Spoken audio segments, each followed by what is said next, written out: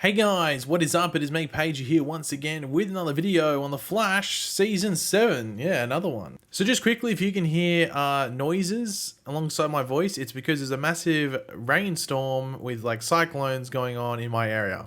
Yeah, weird. So this week marks the official, if you want to call it, start to Season 7 as we finished up what was meant to be the Season 6 story in Episode 3 of this season. So starting in this week's 4th episode of Season 7, expect some setup for what is to come going forward, which should be very exciting. This week we also have the return of Abracadabra, who is back for his second appearance after that one and only appearance back in Season 3, so it's a long time coming, and of course he'll be back with some magic and tricks up his sleeves. But in this video, we're going to be going over some promo material in regards to episode 4, which will be later on in the video, so it'll be the second portion of the video. And first off, we'll be going over some stuff for a future episode, which will feature time travel, which is of course very exciting. We love a good, do love a good bit of time travel on the old Flash show. But of course, throughout the video, be sure to let me know your various opinions, theories as well. That's an important thing because of what we're going over. Curious to hear what you guys are theorizing. Yeah, just thoughts, opinions, theories, let me know all of them in the comment section down below. I'm always curious. And of course, if you're going to enjoy the video, why not drop a like on it, show support. It takes 2 seconds and helps support the channel. But firstly, 2 new episode titles were revealed for Season 7, that being Episode 6, which is called The One with the 90s, and Episode 7, which is called Growing Pains. Now, both of these can be, or could be, and I guess are also, just references to TV shows from previous decades. Episode 6 being Friends, which is from the 90s, and Episode 7 being, Growing Pains, which is a show from the 80s. Now, it will be interesting to see what Episode 7 is specifically about, but in regards to Episode 6, we actually did get the synopsis or description for that episode, so we will go over that now and also break it down as well. Cisco and Chester travel back in time and get stuck in 1998, repeating the same day over and over again. The key to returning home is at Chester's childhood home, but he refuses to visit. Meanwhile, Iris forges a connection with the Speed Force. So yeah, that's an interesting synopsis in a few different ways and areas, but let's break it down. And we will start off with Cisco and Chester travel back in time and get stuck in 1998, repeating the same day over and over again. Now, of course, this is still 3 episodes away. We have episode 4, then 5, then 6. So 3 episodes away if we include this week's upcoming episode.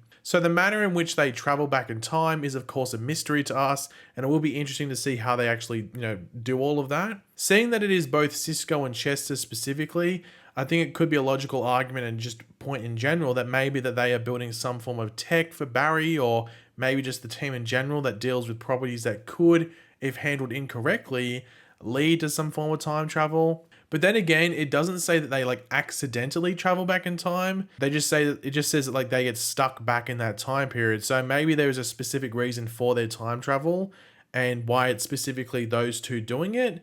Or maybe Barry takes them back, but Barry gets taken away and they just get stuck there.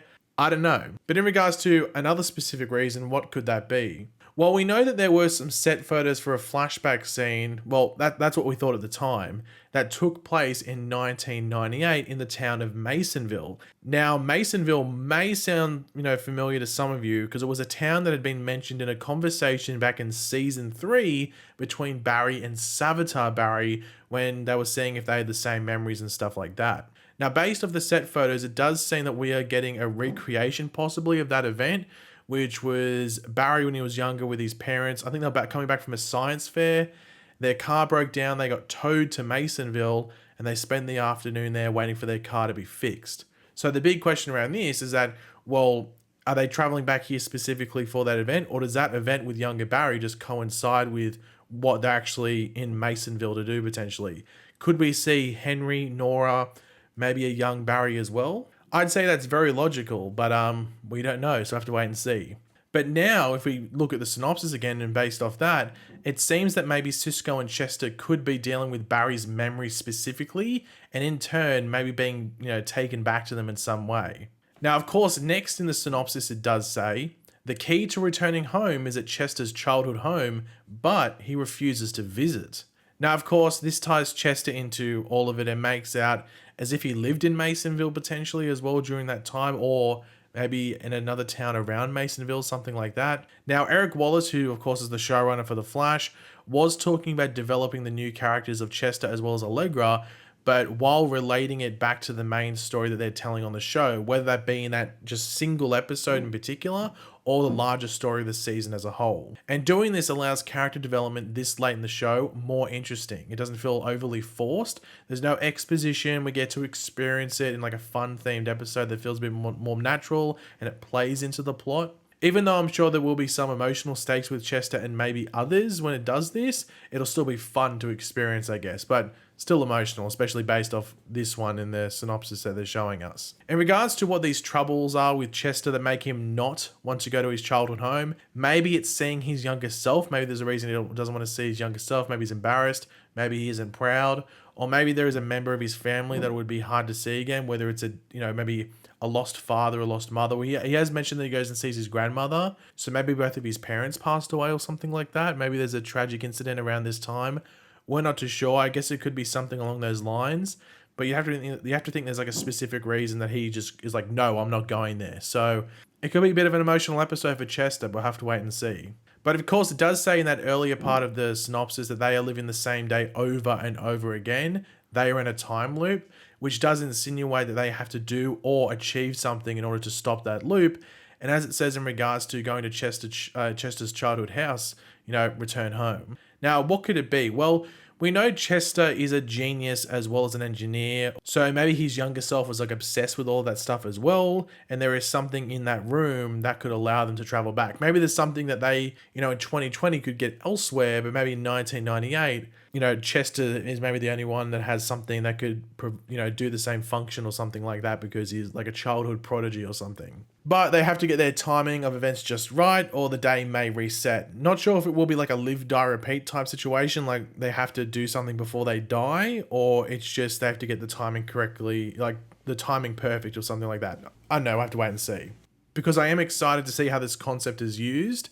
We did see Nora do it from memory in season 5, like a time loop, but that was a bit different. But finally in the synopsis we do have, meanwhile, Iris forges a connection with the Speed Force. Now, Iris connecting to the Speed Force, I saw people getting annoyed at this and I can sort of understand why. And sure, if it's something over the top and she is donning another speedster suit, then yes, it's silly. We've already seen it. Not many people enjoyed it. Why do it again? However, just due to the fact it's in the synopsis, that usually means it isn't too spoilery. You would notice that Barry isn't even in this synopsis. So I'd assume it's something smaller and related to what we saw in episode 3 when she was able to like channel her, as I've been calling them, like crumbs of Speed Force to power that fusion sphere. And it's probably connected more to something Barry related in this episode.